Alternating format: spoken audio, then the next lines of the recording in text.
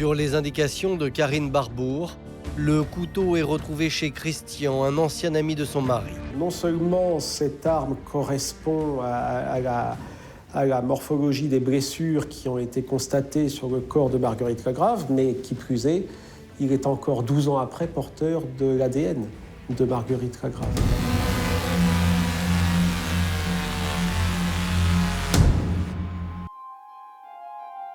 « 27 novembre 2015, cour d'assises des Pyrénées-Atlantiques. Ce jour-là, la justice va être rendue à un tout petit village, celui d'Ezus, à quelques kilomètres de Pau. Un village où le meurtre mystérieux d'une vieille dame solitaire a alimenté les pires rumeurs, jusqu'à accuser injustement cette femme et son mari, qui pendant plus de 12 ans ont été pris pour d'abominables criminels.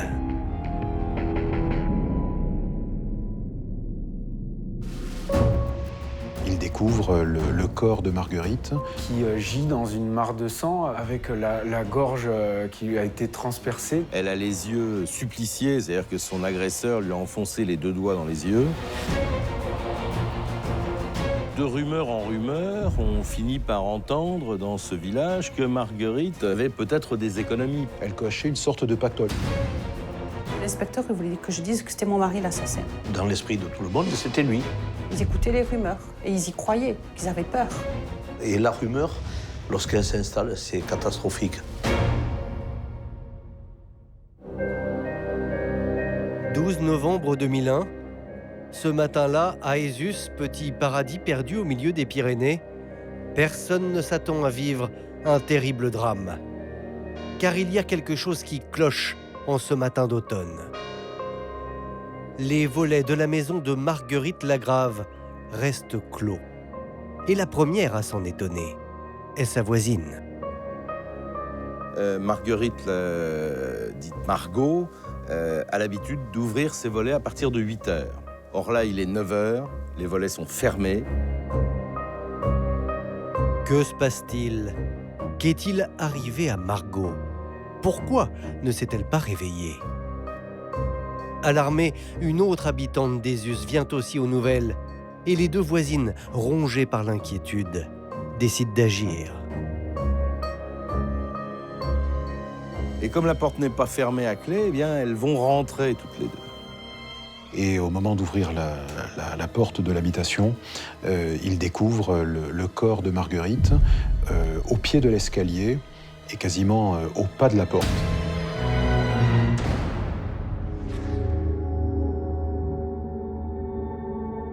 En bas de l'escalier, elles vont voir une scène épouvantable. Une vieille femme de 78 ans qui est toute petite, toute frêle, 1,50 m, et qui gît dans une mare de sang avec la gorge qui lui a été transpercée de part en part. Elle est habillée, elle porte une blouse bleue, elle gît sur le 3/4 sur le côté, avec beaucoup de sang autour d'elle.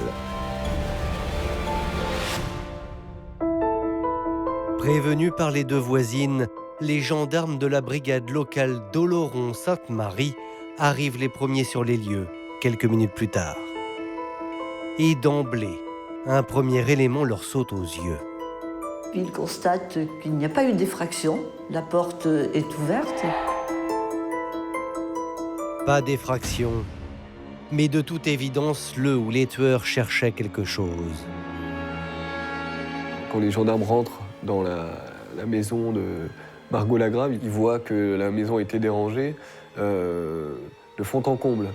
La maison était entièrement fouillée. Les objets ont été déplacés minutieusement sur les étagères.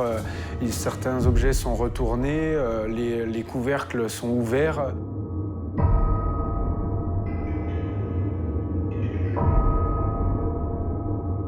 Tout est fouillé, tout, méthodiquement. Et on le sait d'une façon extrêmement macabre, puisque la quasi-totalité des objets portent des traces de sang qui sont le sang de Madame Lagrave, ce qui signifie que son agresseur, dont les mains et les gants étaient tachés de sang, a farfouillé absolument partout et a touché absolument à tous les objets.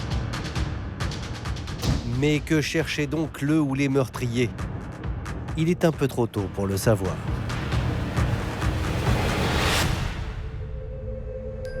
Voici Sonia Degère, c'est la nièce de la victime. Elle n'oubliera pas ce matin d'automne 2001 qui va à jamais bouleverser sa vie. On était allé boire le café chez une copine avec ma sœur.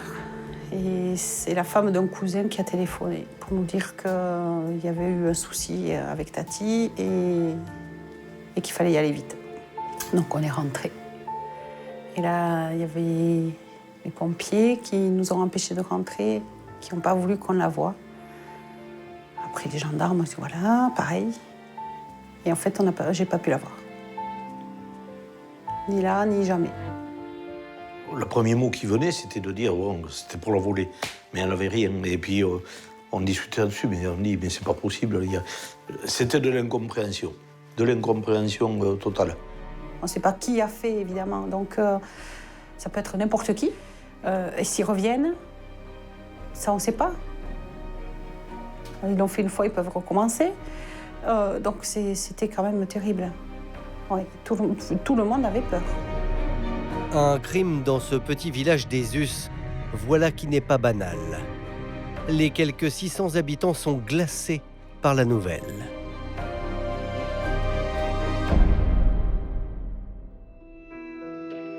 L'enquête commence. Vu la gravité des faits, ce sont les gendarmes de la section de recherche de Pau qui seront chargés de l'enquête. Et dans un premier temps, c'est la piste du rôdeur qui semble être privilégiée.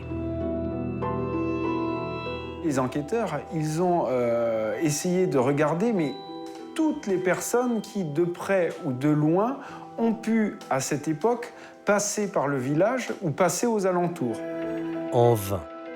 Cependant, les gendarmes vont s'intéresser à un groupe de randonneurs qui sillonnaient la région à l'époque des faits. Les gendarmes apprennent qu'il y avait une marche en direction de Saint-Jacques-de-Compostelle. Les enquêteurs sont allés jusqu'à les retrouver pour les interroger, pour vérifier donc leur emploi du temps et pour vérifier qu'ils n'étaient pas impliqués dans ce crime. Tous les marcheurs ont été entendus, ils ont tous des explications à donner et cette piste s'arrête là. Alors, si ce n'est pas un rôdeur, qui a tué Marguerite Lagrave?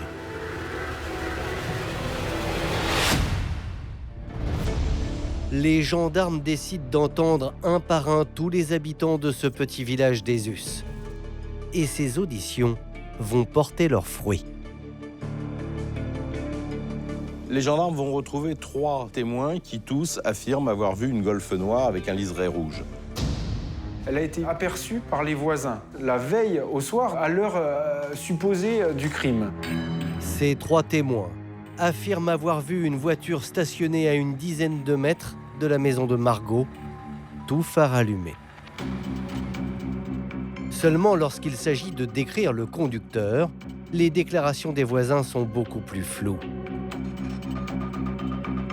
Ce sont des témoignages dont la fiabilité est sujette à contestation, puisqu'il y a des couleurs de véhicules qui ne correspondent pas toujours selon les témoins. La silhouette des personnes que l'on aperçoit n'est pas toujours la même. Certains ont vu une femme, d'autres ont vu un homme. On parle de quelqu'un de forte corpulence. Pour l'un, elle est blonde, pour l'autre, elle est brune. Dès lors, les gendarmes vont s'attacher à retrouver la voiture à liseré rouge. Tous les propriétaires de ce type de véhicule dans la région sont entendus. Mais force est de constater que chacun d'entre eux a un alibi. La piste de la voiture sombre au liseré rouge est abandonnée. Pour le moment.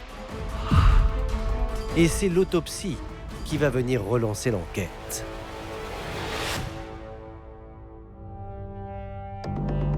Au centre hospitalier de Pau, le médecin légiste vient de terminer son rapport. Et d'après lui, le meurtre de Marguerite Lagrave a été d'une violence inouïe. Il fait état de vertèbres qui ont été sectionnées et d'une plaie au niveau de la gorge qui est extrêmement profonde et qui a été pratiquée avec un couteau tranchant large et de manière très violente. On va constater également qu'elle a de nombreuses ecchymoses et de nombreuses plaies sur le visage, notamment sur les yeux, et on va trouver quelqu'un qui a de multiples traumatismes. Ces blessures laissent penser que la vieille dame de 78 ans s'est battue avant de mourir. Il y a eu une bagarre, très vraisemblablement. Elle a de nombreuses ecchymoses. Elle a le sternum et des côtes cassées. Elle a les yeux suppliciés, c'est-à-dire que son agresseur lui a enfoncé les 2 doigts dans les yeux. On a le sentiment que cet enfoncement des yeux doit signifier quelque chose en termes de volonté de ne pas être vu, de ne pas être reconnu. Une porte sans trace d'effraction, des yeux suppliciés. Pour les gendarmes, tout porte désormais à croire que le meurtrier savait qui était Marguerite. Et cela va tout changer pour l'enquête. Car cela veut dire que la vieille dame a certainement été tuée par quelqu'un du village.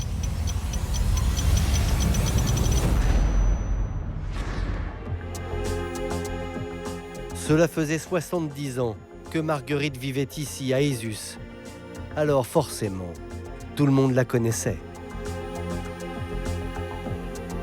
Pour autant, la vieille dame était un peu sauvage et ne voyait pas grand monde. Tati ne voyait personne, juste les gens qui passaient devant la maison. Elle ne recevait personne. Elle vivait avec ses souvenirs, mais c'est tout, quoi. Marguerite Lagrave vivait dans une véritable solitude. On sait qu'elle n'a donc jamais eu d'enfant, qu'elle a toujours été célibataire, mais en fait, on sait très peu de choses sur elle. Alors, Marguerite pouvait-elle attirer la convoitise de ses voisins? Tout porte à croire que non. Elle vivait au cœur d'Ésus, dans cette petite maison qui semble quelque peu délabrée. Elle vit dans des conditions qui sont sans doute proches de celles qu'ont connues ses parents et peut-être ses grands-parents, un intérieur extrêmement modeste. Le sol, c'était en terre battue. Il y avait les toilettes dehors et pas de salle de bain. Il y avait un robinet d'eau froide, une ampoule électrique, c'est tout, on ne pouvait rien brancher. Et en haut, c'était la chandelle. Elle ne voulait pas de confort.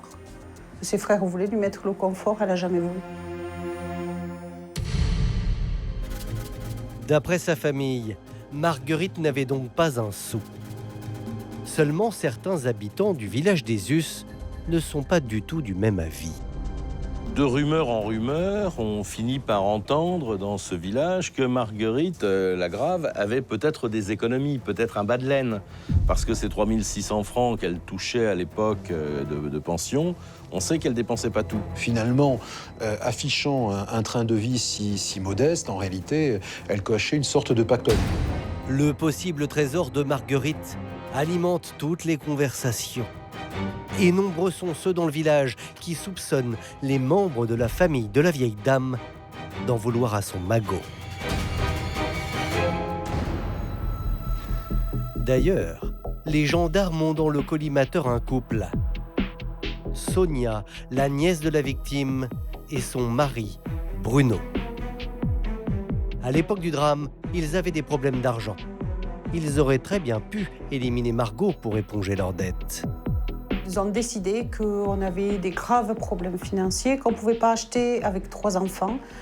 Donc ça ne pouvait qu'être nous. Bruno est ouvrier, Bruno est marié avec Sonia et ils ont des difficultés financières. Ils viennent d'acheter une maison, il tire le diable par la queue et donc il peut faire figure de suspect. Et le problème, c'est que Bruno, le mari de Sonia, n'a pas un alibi solide pour le soir du crime. Ce jour-là, il était seul chez lui à faire des travaux de rénovation. C'est pas un alibi de dire qu'on est chez soi en train de travailler ou de bricoler et que personne ne peut en attester. Ça peut effectivement prêter à une quelconque suspicion. Les gendarmes décident de jouer le tout pour le tout. Ils placent en garde à vue Sonia et Bruno, avec une idée en tête, les faire craquer. Quand ils me disent maintenant, vous êtes en garde à vue, on perquisitionne, il faut que vous soyez là. Et après, voilà, ils m'ont embarqué. Non, mais ça nous tombe sur le ciel nous tombe sur la tête, quoi. On ne s'attend pas du tout à ça. Nous, on n'a rien fait, on n'a rien demandé. Juste avoir la paix. Mais ça, c'est pas possible. Les enquêteurs pensent que si Bruno est le meurtrier, Sonia est forcément au courant. Ils décident donc de mettre la pression sur son épouse. L'inspecteur voulait que je dise que c'était mon mari l'assassin. Mais je ne pouvais pas dire que c'était lui, puisque ce n'était pas lui. Donc, et tout le temps, il revenait là-dessus, mais non. Face aux gendarmes, Sonia se défend. Pour elle, la théorie du trésor caché de Marguerite est le fruit de l'imagination des mauvaises langues du village. Il n'y avait pas de trésor dans sa maison. Ma tante vivait avec le Fonds national de solidarité. À l'époque, c'était quoi, 3 600 francs. Elle n'avait pas d'argent. Et elle nous rapportait à la limite plus vivante que morte, puisque vivante, il suffisait d'aller la voir et elle nous le donnait. Une fois morte, c'était fini. Malgré de longues heures d'audition, ni Sonia ni Bruno ne vont craquer. Et ils le jurent, ils n'ont pas tué Marguerite. Il n'avouera jamais avoir participé à quoi que ce soit. Sa propre femme, Sonia, le défend bec et ongles. A priori, ça colle pas, quoi. Ils l'ont longuement travaillé, comme on dit. Hein. Ils ont vraiment cru qu'il tenait le bon gars. Le couple est relâché. Aucune charge ne sera retenue contre eux. La victime était tellement pauvre, avait une pension de retraite tellement modique que le mobile lié à l'argent ne tient pas un seul instant. Mais à Ésus, la nouvelle de la garde à vue a fait le tour du village. Aux yeux de tous, Bruno est le meurtrier de Marguerite Lagrave. Dans l'esprit de tout le monde, c'était lui. Et plus le temps passait, et plus c'était lui. Et il s'en sortait bien. Et la rumeur, lorsqu'elle s'installe, c'est catastrophique. Il est certain que le fait que les enquêteurs ne trouvent pas le coupable a entretenu l'idée chez certaines personnes, chez certains habitants du village, qu'il s'en était bien tiré. Il y en a beaucoup dans le village qui ne nous disaient plus bonjour, alors que... Il y en a, je suis du village, moi, enfin, je suis née là, quoi. Donc, tous les anciens me connaissent. Non, ça y est, ils ne disaient plus bonjour, ou c'était des sourires très distants, enfin, je ne comprenais pas. Après, j'ai compris. Et en fait, c'était parce qu'ils avaient mis l'étiquette sur Bruno, tout simplement. C'était l'assassin, et puis voilà. Ils écoutaient les rumeurs, et ils y croyaient. Et donc, ils avaient peur. Il y a des gamins qui allaient à l'école, des gamins de la famille Lagrave, et dont les camarades les traitaient de fils d'assassins. Ça a été parmi les témoignages les paroles les plus fortes. Le poids du soupçon. Sonia et sa famille vont le porter pendant presque 12 ans, sans jamais pouvoir s'en défaire. Cependant, 1 an après le meurtre de Marguerite Lagrave, le meurtrier court toujours.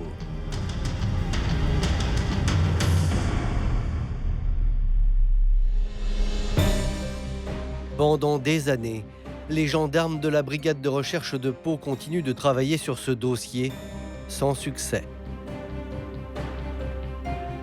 En septembre 2005, 4 ans après la mort de Margot, faute d'éléments nouveaux, le juge d'instruction décide de prononcer un non-lieu. Ce crime va rester un cold case dans le village, alimentant évidemment toutes les rumeurs qu'on peut imaginer.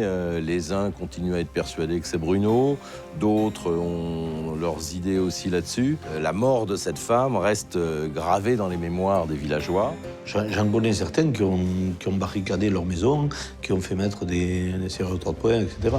Bon, est-ce que ça aurait changé quelque chose dans l'esprit de quelqu'un qui avait vraiment décidé de passer à l'acte chez cette personne?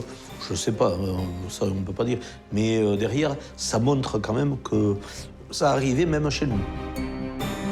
Le meurtre de Marguerite Lagrave tombe peu à peu dans les oubliettes judiciaires, alors que son fantôme continue à hanter le village d'Ezus. 12 années vont se succéder, jusqu'à un coup de théâtre. Incroyable.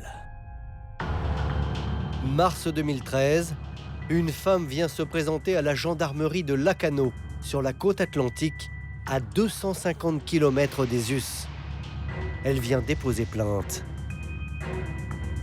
Une dame s'est présentée à la gendarmerie de Lacanau, en Gironde, pour dénoncer un certain nombre de choses dans un contexte bien particulier de conflit avec son ex-mari. Cette femme s'appelle Karine Barbour. Elle a 35 ans et elle est coiffeuse. Ce jour-là, elle vient déposer plainte contre son ex-mari Daniel Treille. Selon elle, cet homme se serait montré violent à son encontre.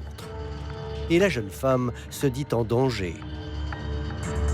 Alors Karine Barbour va se présenter comme une femme battue, comme une femme qui a subi véritablement pendant toute sa vie maritale la violence de son mari, l'alcoolisation de son mari, et qui a subi, sans rien dire pendant des années, qui a élevé ses enfants, qui est resté à la maison, qui a travaillé et qui s'est retrouvé avec un homme qui la battait régulièrement et avec personne pour l'aider.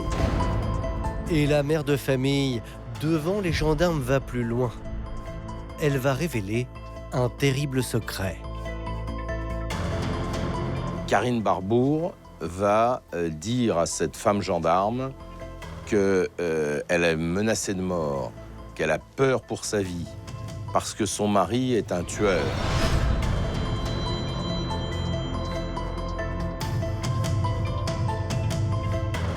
Elle sait que son ancien compagnon a commis un crime horrible dans le village d'Ezus quelques années auparavant. Et qu'elle sait que c'est lui qui est coupable de ce crime.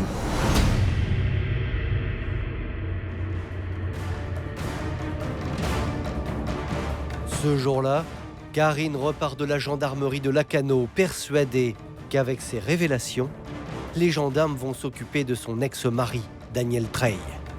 Ainsi, elle espère obtenir la garde exclusive de ses enfants.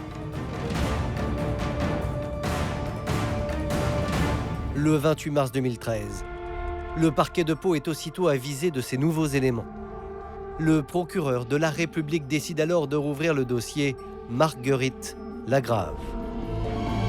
Donc moi je considère que c'est un élément nouveau et que c'est un élément nouveau qui va permettre de reprendre où on les avait laissés en 2005 les investigations sur la mort de Madame Lagrave. Et aux enquêteurs de la section de recherche de Pau de se replonger dans le dossier Lagrave. Et la surprise, ils vont s'apercevoir que Karine Barbour n'est pas une inconnue. Il y a quand même quelque chose d'extraordinaire dans ce dossier. C'est que Karine Barbour avait été entendue en 2001, au lendemain du crime, parce qu'elle habitait Ezus. Et donc, comme tous les habitants d'Ezus, elle avait été entendue. Et si à l'époque, les enquêteurs ont auditionné Karine, c'est parce que la jeune femme possédait une voiture sombre, avec un liseré rouge, comme celle, souvenez-vous, qui avait été aperçue par les voisins à proximité du domicile de Margot Lagrave le soir du meurtre. On s'aperçoit aussi qu'elle est de forte corpulence puisqu'elle fait 160 kilos. Un des témoins avait d'ailleurs raconté avoir aperçu au volant de cette voiture une femme de forte corpulence. Et à l'époque, ça n'avait pas interpellé les gendarmes, ils étaient passés à côté. Au lendemain du crime, ils ont des éléments.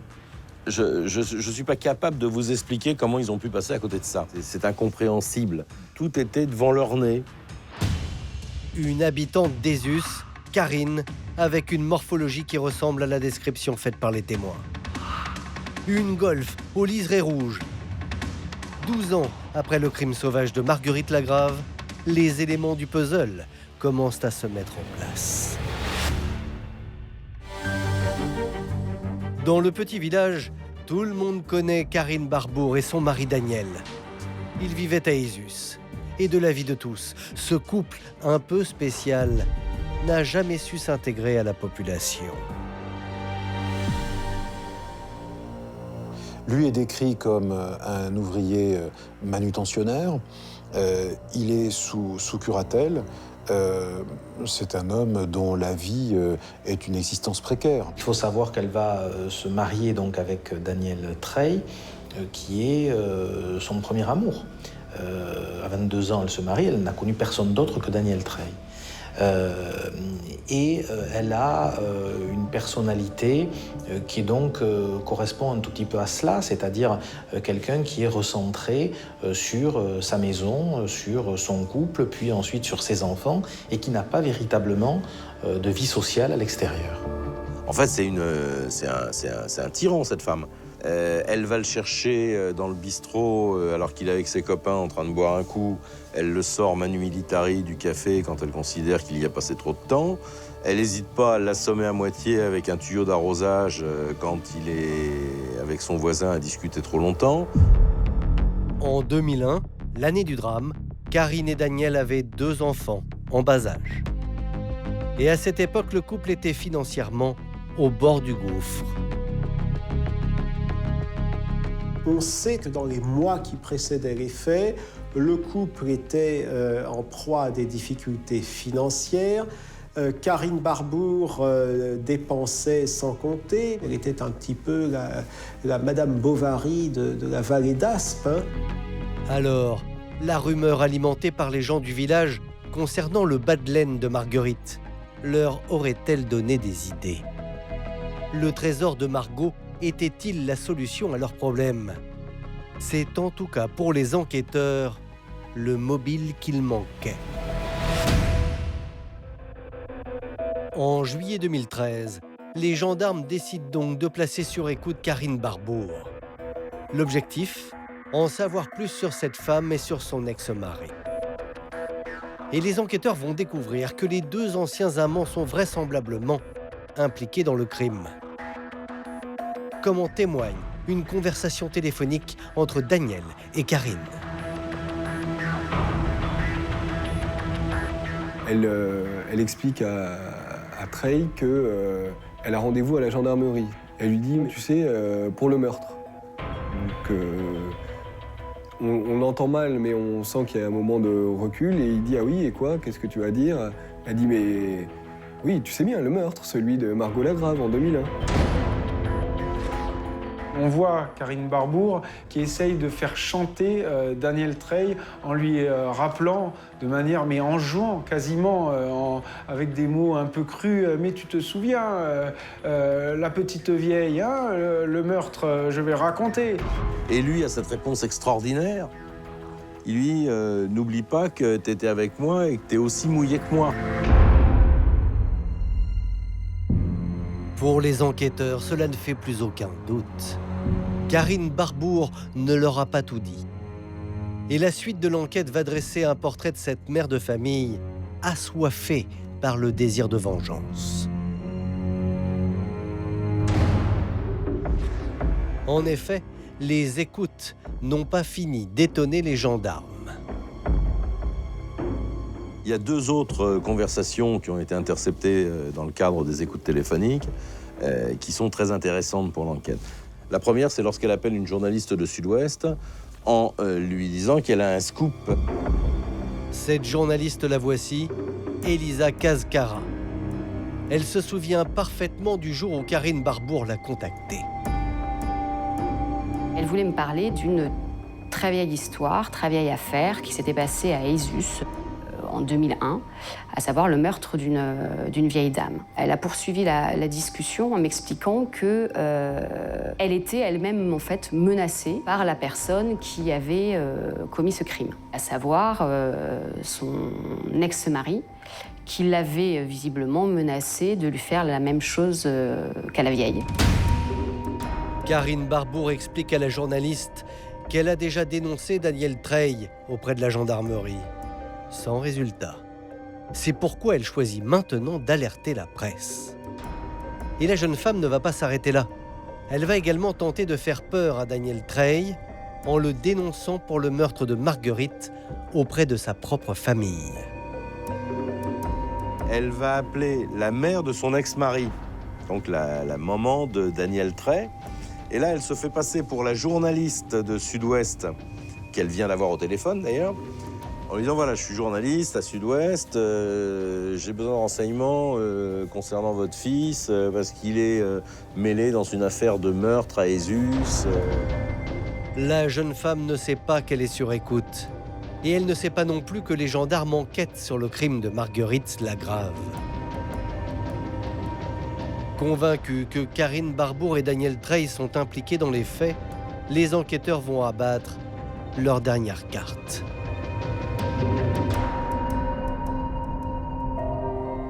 Karine est convoquée à la gendarmerie. Encore une fois, elle maintient ses déclarations. Son ex-mari est responsable de la mort de Marguerite Lagrave. Et sans se douter que les enquêteurs la soupçonnent, comme son ex-mari, la jeune femme va fournir aux gendarmes la preuve irréfutable de la culpabilité de Daniel Treille.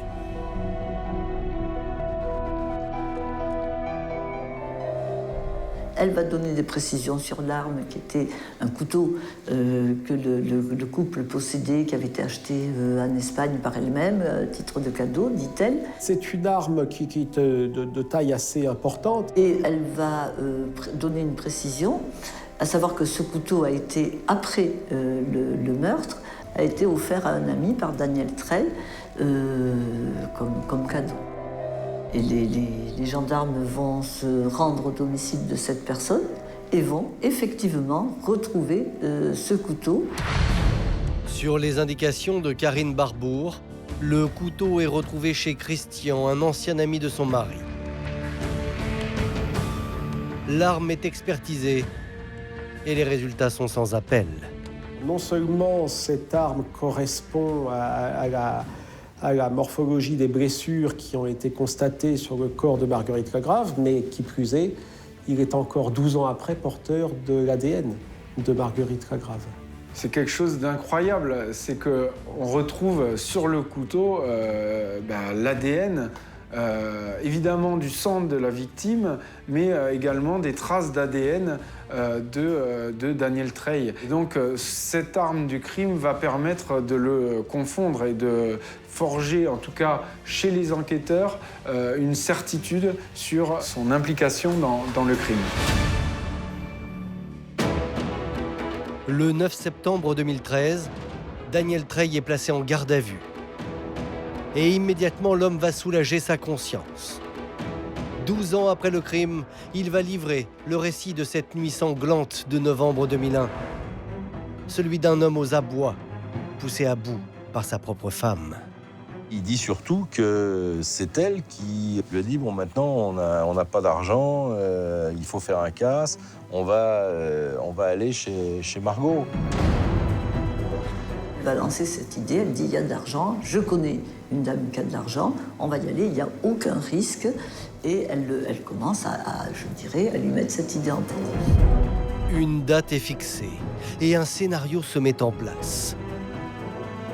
Le soir du meurtre, le couple accompagné de leurs 2 enfants monte dans la Golf noire aux liserés rouges. C'est Karine qui est au volant. Il explique que sa compagne le conduit à proximité du lieu du crime et que les 2 enfants sont à l'arrière de la voiture. Visiblement, la présence des 2 enfants ne le dissuade en rien. Dans la voiture, Karine Barbour lui aurait alors ordonné de se munir de gants polaires et de prendre un couteau dans la boîte à gants. Pourquoi prend-il le couteau? Il nous explique que c'est Karine qui lui aurait demandé à plusieurs reprises « prends-le au cas où ». Daniel Treille nous dit, elle me dit, tu prends un couteau, on ne sait jamais. Pour lui, c'est finalement un couteau, ça peut servir à ouvrir une porte qui est fermée. Et dès qu'il quitte la voiture pour se rendre donc, dans la maison de Margot, elle, et c'est là qu'elle va être vue par les 3 fameux témoins, elle va remonter avec sa voiture, parce qu'on est dans une impasse, Donc elle va remonter avec la voiture, faire une sorte de demi-tour en haut et se garer à côté de l'école. De son côté, Daniel Treille raconte qu'il serait entré dans la maison de Marguerite sans la moindre difficulté. Daniel Treille nous dit qu'il est rentré, que la porte était ouverte. Qu'il n'a même pas à la forcer, ce qui est pratique. Et il va se retrouver dans cette pièce qui est vide. Si l'on en croit ses déclarations, Daniel Treille va alors commencer à fouiller les pièces du rez-de-chaussée à la recherche du trésor de Marguerite. Seulement les choses ne vont pas tout à fait se passer comme prévu. Il va entendre du bruit à l'étage. Et très vite, il va se retrouver, alors qu'il est dans cette pièce, il va se retrouver avec Marguerite Lagrave qui descend. Il y a un petit escalier et qui est dans l'escalier face à lui. Et là, il va se retrouver en panique complète. Il va essayer de s'enfuir, ça va paniquer, il va y avoir une lutte, et puis à l'occasion de cette lutte, alors que manifestement, il doit avoir le dessus sur cette femme qui est âgée de près de 80 ans, alors que lui en a une trentaine. Il s'est fait empoigner et il est tombé sur la victime en lui assénant, en lui portant le coup de couteau de manière involontaire. Donc lui, ce qu'il va dire, c'est qu'il a porté un coup involontaire, que le coup est parti tout seul et qu'il ne l'a pas maîtrisé. Alors Daniel Treille va se retrouver sur Marguerite Lagrave et effectivement, il va constater qu'elle est morte.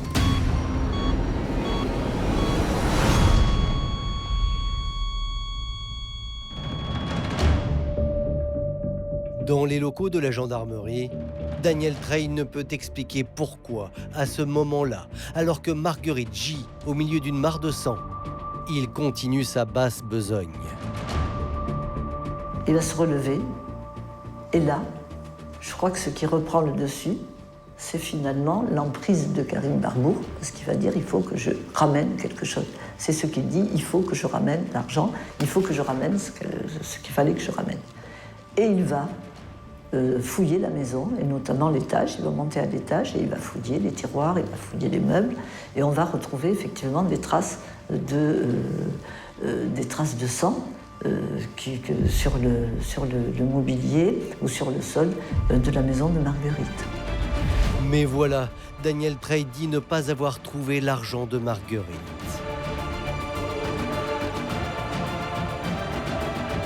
Alors Daniel Treille sort de la maison, retrouve Karine Barbour et tout de suite lui dit, il lui explique en 2 mots, il lui dit j'ai rien et elle est morte, je l'ai tuée, elle m'a surpris, je l'ai tuée. Et là, elle lui aurait répondu « T'inquiète pas, tu dis rien, je m'occupe de tout ». Ils sont rentrés chez eux.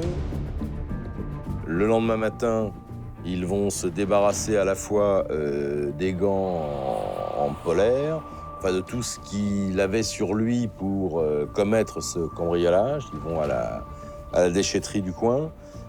Et le couteau, l'arme du crime, ils vont l'offrir à leur ami Christian. Le couple aurait ensuite laissé passer les mois et les années sans éveiller aucun soupçon.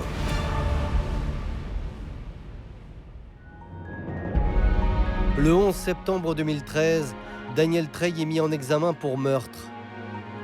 Le lendemain, Karine Barbour est poursuivie pour complicité de tentative de vol avec arme.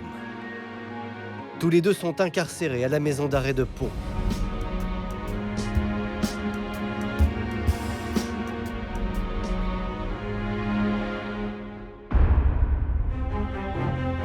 Ce qu'on retient, c'est que c'est aussi incroyable que ça puisse paraître, ça aurait pu être le crime parfait sans le faire exprès. Dans le village d'Ezus, des bruits circulent. Le meurtrier de Margot aurait enfin été arrêté. Et contre toute attente, ce n'est pas Bruno ou Sonia que beaucoup soupçonnaient. Mais tout le village est stupéfait d'apprendre que le meurtrier et sa complice étaient néanmoins connus de tous. Au départ, on n'y croit pas. Tout à fait, la première réaction, mais c'est pas possible. Parce qu'en plus, ils ont vécu pendant, pas 12 ans, puisqu'ils se sont séparés avant, mais ils ont vécu au moins 5-6 ans après, au milieu de tout le monde, et bonjour, bonsoir. Non, jamais, non, on disait pas possible. Nous, on a su le 13 septembre, je crois que c'était. C'est Bruno qui m'a appelé, je partais au boulot. Il me dit, ils ont trouvé les assassins de ta tante. C'est dans le journal. Oh! J'ai fait demi-tour, j'ai dit tant pis, même si je suis en retard. Je vais me chercher le journal. Et donc là, j'étais sous le choc toute la journée. Si Sonia est soulagée, elle est toutefois perplexe face à l'hypothèse du cambriolage qui aurait mal tourné. Car elle connaissait les habitudes de Margot. Et il y a quelque chose qui cloche dans le récit du meurtrier. Que ma tante n'ait pas fermé sa porte, c'était pas possible. La porte devait être fermée. À mon avis, c'était fermé. Par contre, quand on y allait, quand on tapait, elle demandait qui c'était et elle ouvrait la fenêtre. Elle ouvrait les volets, elle ouvrait la fenêtre, regardait, elle refermait et elle allait ouvrir la porte. Donc pour moi, il s'est présenté. Après, je sais pas, j'étais pas avec lui, mais pour moi, il s'est présenté. Il n'y a pas de trace d'effraction parce qu'elle a ouvert la porte. Cette thèse du cambriolage qui tourne mal, c'est de la foutaise. N'oubliez pas qu'il vient à visage découvert. Il n'est pas cagoulé. Il a sans doute pris des gants pour ne pas laisser d'empreinte, mais il n'est pas cagoulé. Or, imaginez qu'il tombe nez à nez avec elle, ce qui était un scénario prévisible à 99,99%. Prendrait-il le risque, alors qu'il l'a déjà croisée, prendrait-il le risque d'être dénoncé par cette petite mamie? Daniel Treille essaye-t-il de minimiser son acte? Avait-il en fait l'intention d'éliminer Marguerite? Quel était le plan qu'il avait élaboré avec Karine Barbour? Toujours est-il que face au juge d'instruction, Daniel Treille maintiendra ses déclarations.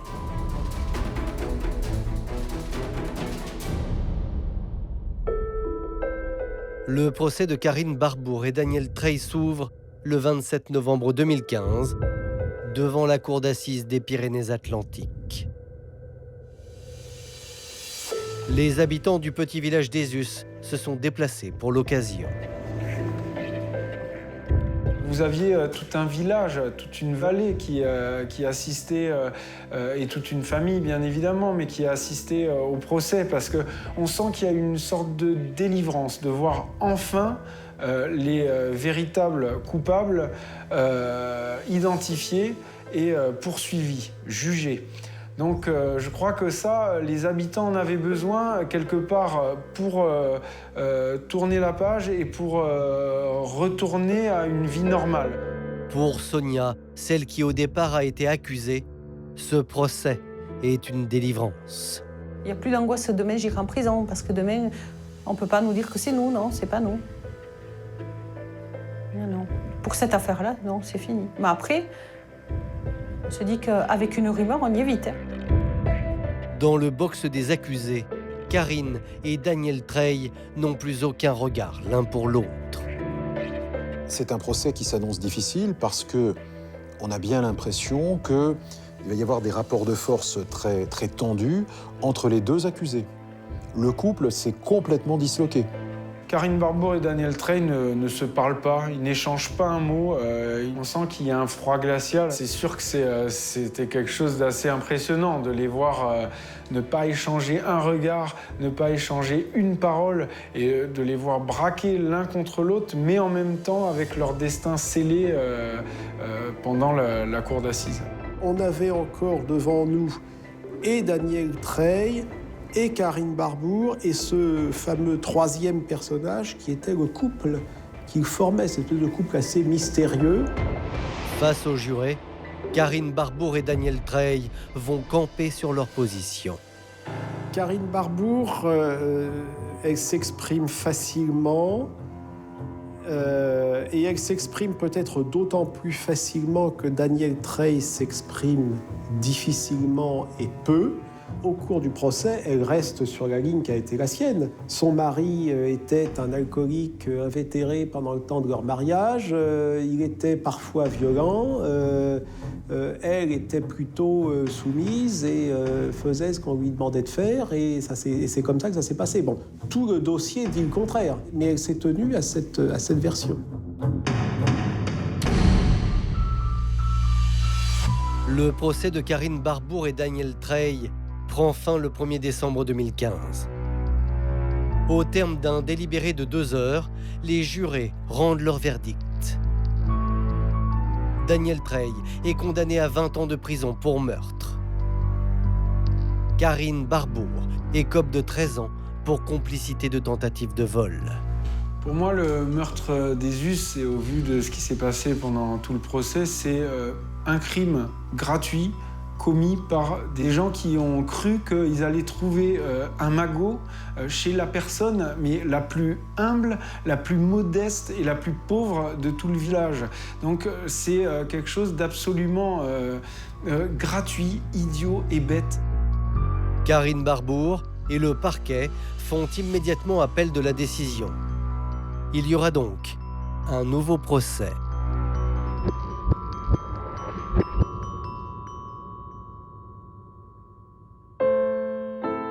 À Ezus, pour Sonia.